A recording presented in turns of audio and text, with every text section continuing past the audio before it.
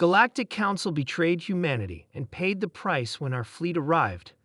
The Galactic Council, once an esteemed body of advanced civilizations, had ruled the stars for millennia.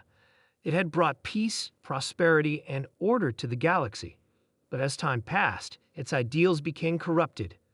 Their hunger for control over weaker species grew, and they had set their sights on Earth, the cradle of humanity. The betrayal of Earth was not a matter of diplomacy or a misunderstanding. It was a deliberate action.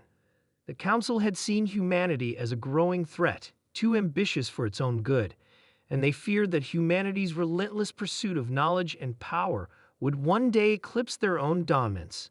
And so, in secret, they plotted to wipe out the human race.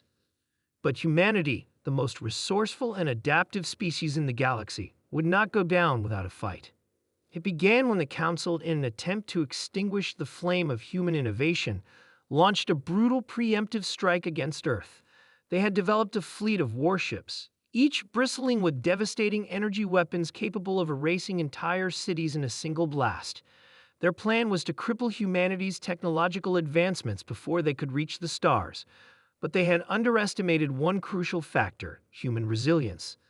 The moment the first wave of alien warships breached the solar system, humanity's greatest minds went to work. They had known the Council was a threat, though they never imagined the betrayal would come so soon. But when it did, humanity's response was swift. In deep space, the Earth Defense Fleet, a covert military force developed in anticipation of such a betrayal, rose from the shadows. At first glance, it seemed like just another fleet of human-made ships, but a closer look revealed the real horror the Council had unwittingly unleashed. Humanity had taken their betrayal as a signal to evolve, to adapt their technology to new heights. The Earth Defense Fleet was not just a fleet of ships, it was an amalgamation of biological and mechanical fusion, the result of years of forbidden experimentation. Humankind had fused its DNA with advanced alien technology, creating warships capable of bending the fabric of space itself. Each ship was not merely a vessel, it was a living organism, an extension of the very will of humanity.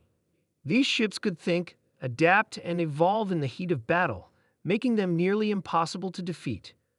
As the fleet emerged from the warp gate, the first salvo of firepower tore through the alien fleet's formation. The Council had never faced anything like it. Their once invincible ships, designed to destroy entire planets, were now struggling to hold their ground against human ingenuity.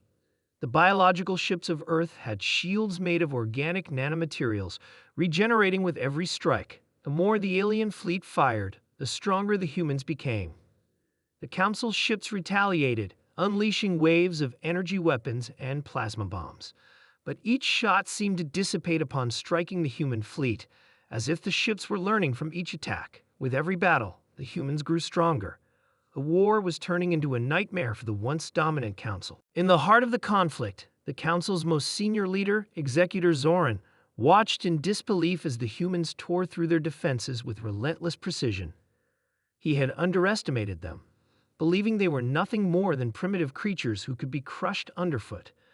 But now he was witnessing their evolution in real time. What are they?" Zoran gasped, his voice tinged with both fear and awe. One of his commanders, a sleek insectoid known as Sci-Fi, turned to him. "Their ships are alive. We cannot defeat them by conventional means. Their fleet, it adapts. It grows stronger with each strike." Zoran clenched his fists. He had already authorized the final solution, a cataclysmic weapon capable of eradicating all life in the solar system. It was the Council's last hope, but before Zoran could give the order to deploy the weapon, the humans made their move. From the heart of their fleet, a single ship emerged, an enormous construct unlike anything the galaxy had ever seen. It was not merely a warship, it was a living fortress, a massive amalgamation of human and alien technology that dwarfed everything the Council had ever built. This was the culmination of humanity's greatest ambition, a ship that could consume entire fleets, absorb their technology, and use it against them. With a single strike, the ship unleashed a wave of energy that obliterated an entire Council battle group. The shockwave resonated through space, sending tremors across the galaxy. The once feared warships of the Galactic Council now seemed like fragile toys, swept aside by the unstoppable force of humanity's technological evolution. As the Earth defense fleet surged forward, the remaining Council ships were forced into retreat. Zoran, now desperate, ordered the activation of the cataclysmic weapon, but it was too late. Before he could even launch it, the humans disabled the weapon from afar.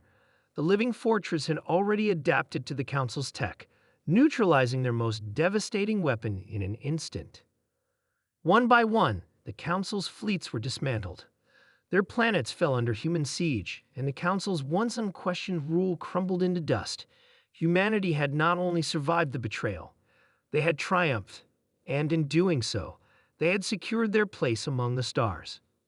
In the final moments, as Zoran's ship was torn apart by human fire, he realized the full extent of his mistake. He had underestimated the most dangerous force in the galaxy, humanity's unyielding will to survive, adapt, and evolve. The Galactic Council had made its final miscalculation. They had ignited the flame of humanity's vengeance, and now they would pay the price. As Earth's fleet soared through the stars, they sent a message to the remaining Council members, a simple but powerful message: never again. And with that, humanity became the new rulers of the galaxy. The Council's betrayal had been avenged, and the galaxy would never forget the price they had paid.